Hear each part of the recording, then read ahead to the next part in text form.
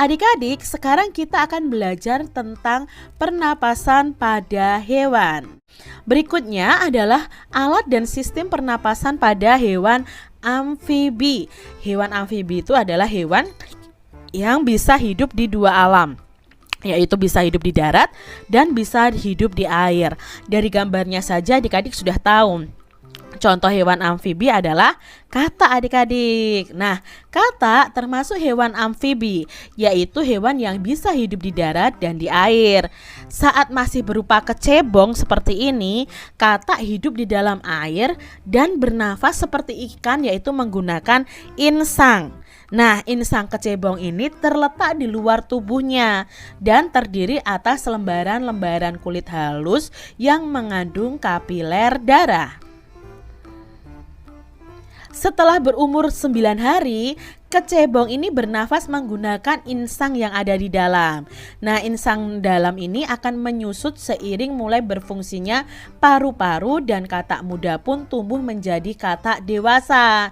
Nah, katak dewasa tidak lagi bernafas menggunakan insang, tapi menggunakan paru-paru dan permukaan kulitnya.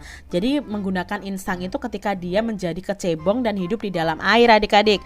Ketika dia sudah menjadi katak dewasa, dia bernafasnya menggunakan paru-paru dan permukaan kulitnya. Di dalam paru-paru ini terdapat banyak gelembung udara yang sangat kecil, berselaput dan penuh dengan kapiler darah. Nah, di dalam gelembung udara, oksigen ini akan diserap dan karbon dioksida akan dikeluarkan. Selain dengan paru-paru, katak itu juga bernafas menggunakan kulitnya. Permukaan kulit katak itu selalu basah agar memudahkan penyerapan oksigen dari udara. Jadi seperti cacing ya adik-adik, cuma cacing tadi tidak memakai alat pernafasan paru-paru, hanya kulitnya. Tetapi kalau katak ini bisa dengan paru-paru, bisa juga dengan kulitnya. Nah, sekarang kita akan belajar alat dan sistem pernafasan pada reptil. Nah, hewan yang termasuk reptil itu ada ular, kadal, cecak, buaya, dan biawak. Nah, reptil ini bernafas menggunakan paru-paru adik-adik. Udara masuk melalui hidung, lalu ke batang tenggorokan, lalu ke paru-paru. Nah, hewan reptil ini pernafasannya hampir sama dengan manusia, melalui hidung. Mereka punya hidung adik-adik, lalu ke batang tenggorokan dan lalu ke paru-paru. Paru-paru reptil itu terletak di dalam rongga dadanya dan dilindungi oleh namanya tulang rusuk. Nah, paru-paru reptil sederhana dengan berbagai lipatan dinding yang dapat memperbesar permukaan paru-paru. Namun, paru-paru pada kadal dan buaya itu ternyata lebih kompleks dengan beberapa belahan dan bertekstur seperti spons adik-adik. Pada reptil yang sering berkubang di air seperti buaya, lubang hidungnya itu dapat menutup selama menyelam ternyata adik-adik. Dengan begitu air itu tidak akan masuk ke dalam paru-paru. Jadi otomatis ketika buaya itu menyelam, hidungnya akan menutup. Supaya apa? Supaya air tidak masuk ke dalam paru-parunya. Berikutnya alat dan sistem pernapasan pada burung atau aves. Nah, burung itu bernafas dengan sepasang paru-paru. Paru-paru burung itu terletak di dalam rongga dadanya ya, di dalam rongga dadanya ini adik-adik. Udara yang mengandung oksigen akan masuk melalui lubang hidungnya. Ya, pada pangkal paru sebelah atas adik-adik. Selanjutnya udara masuk ke pembuluh darah ya, yang disebut dengan trakea. Lalu dari trakea udara akan masuk ke dalam paru-paru dan sebagian lagi masuk ke dalam yang namanya kantong udara. Jadi ini ada kantong udara. Burung akan menghirup udara sebanyak-banyaknya saat tidak terbang loh adik-adik. Sebaliknya, saat terbang burung itu tidak menghirup udara.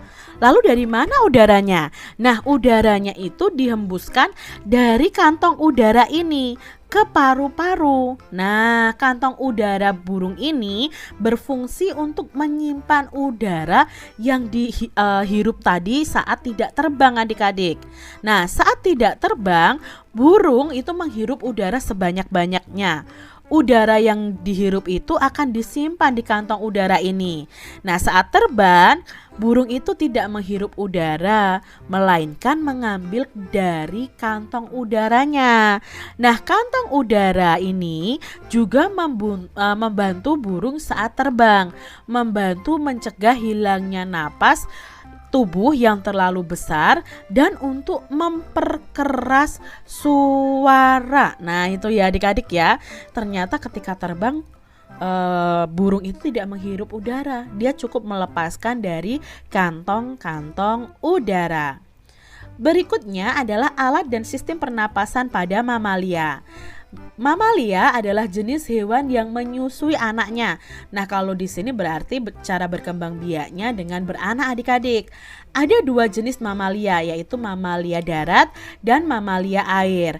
Nah, mamalia darat itu misalnya kambing, sapi, kerbau, dan kuda. Mamalia air itu contohnya adalah paus, duyung, dan lumba-lumba. Alat pernapasan mamalia darat itu terdiri atas hidung ya, pangkal tenggorokan, batang tenggorokan, dan paru-paru. Nah, perhatikan ya adik-adik ya, gambar organ pernapasan kuda berikut ini ya. Ini hidung, ini batang tenggorokan atau trakea, lalu ini paru-paru. Nah, di dalam paru-paru ini terdapat namanya bronkiolus, lalu terdapat alveoli. Nah, di sini nanti ada pertukaran oksigen dan karbon dioksida.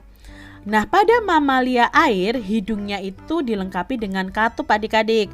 Saat mamalia tersebut menyelam, katup itu akan menutup. Sebaliknya, saat mamalia tersebut muncul ke permukaan air, katupnya akan terbuka.